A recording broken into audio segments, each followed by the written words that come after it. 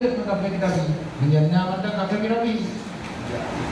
Zaman ini hana le di kafe kitabi. Nampung dengan kafe kitabi.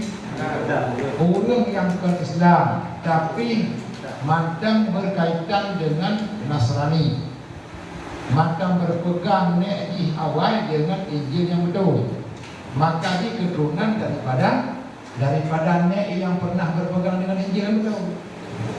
Tapi ini mandang berpegang dengan syariat agama awal, agama Injil. Artinya yang tertulis dalam Injil syariat ini maka dijalani. Hana dibuat sesuai dengan syariat Rasulullah SAW.